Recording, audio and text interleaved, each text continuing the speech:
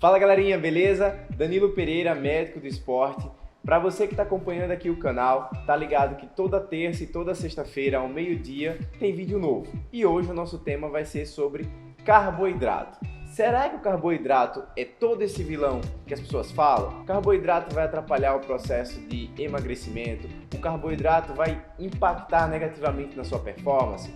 Então, assiste o vídeo e vamos aprender.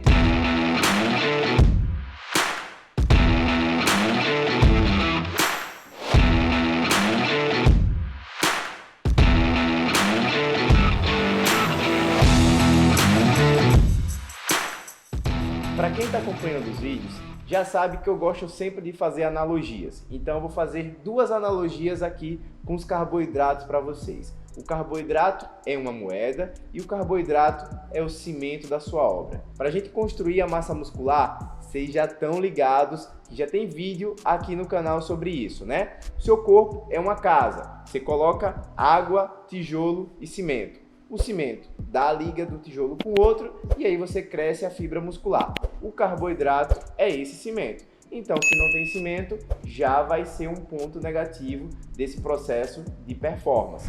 Falando agora sobre o processo de emagrecimento. Para você que quer melhorar a sua composição corporal, o que a gente tem que fazer? Aumentar a nossa taxa metabólica basal, aumentar o gasto calórico ao longo do dia. E como é que a gente faz isso? Aumentando a massa muscular. Novamente, se não tem carboidrato, se não tem cimento, vai ter um impacto negativo. Mas espera aí, Danilo, eu já ouvi falar que para eu perder peso, eu preciso fazer um déficit de calorias. Perfeito, mas a gente retirar não significa que você precisa zerar e nem todo carboidrato dá a mesma quantidade de energia. E agora a gente vai para aquela segunda analogia das moedas. Vamos lá? Para a gente conseguir executar o movimento, seja ele qual for, uma corrida, pedalada, ciclismo, natação, crossfit, cada movimento que a gente executa é como se a gente precisasse dar uma moeda durante aquela execução.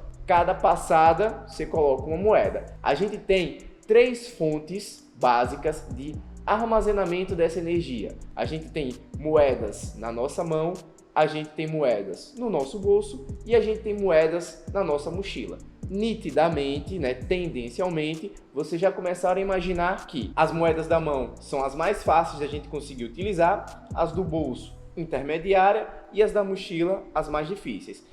Ao passo que as moedas da mochila você vai ter um maior número, um maior volume, intermediário as do bolso e as das mãos vão acabar de maneira mais rápida, mais fácil. Então, pegando essa mesma analogia, o carboidrato, ele dá uma quantidade específica de energia. A gente chama isso de densidade calórica e o índice glicêmico. Então, assim, a gente pega uma massa determinada, uma massa específica, e quanto que aquela massa de carboidrato vai ter a capacidade de gerar energia, de gerar moedas. E eu vou recuperar aquela analogia dos sacos de cimento, tá? Sem cimento, você não sobe o muro.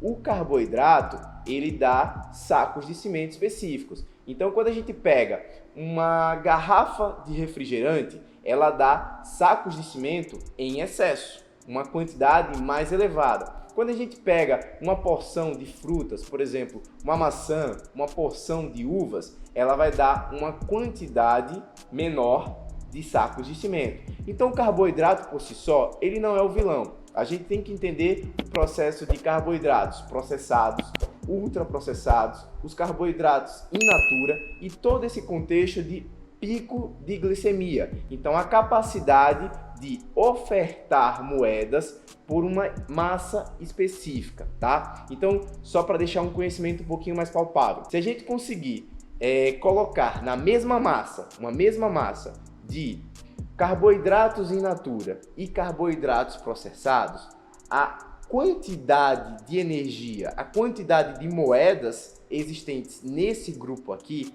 ela é maior.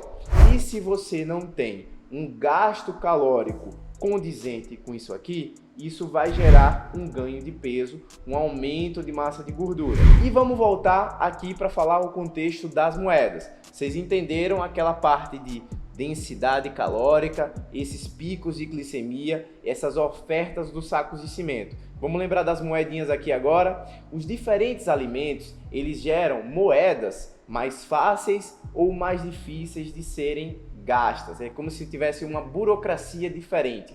E a burocracia do carboidrato, ela é menor.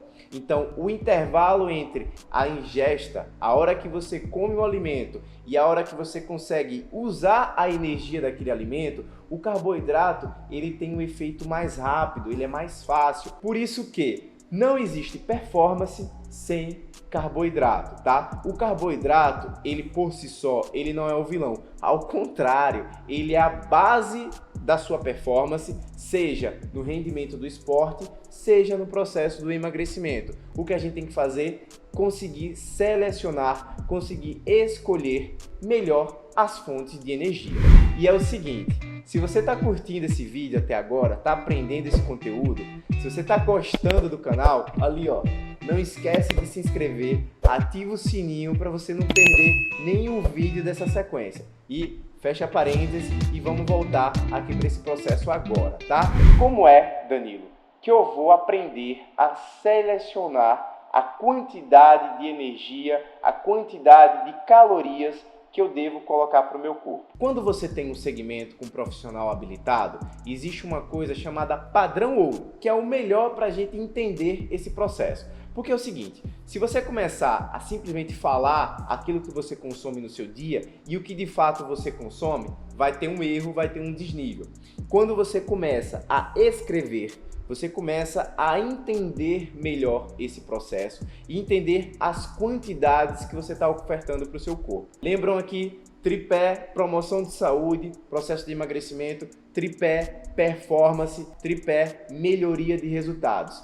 Exercício, nutrição e sono. Quando você treina, você está treinando. Quando você come, você está treinando. E quando você dorme, você também está treinando. Para você que chegou até aqui, eu agradeço demais a sua presença, a sua atenção.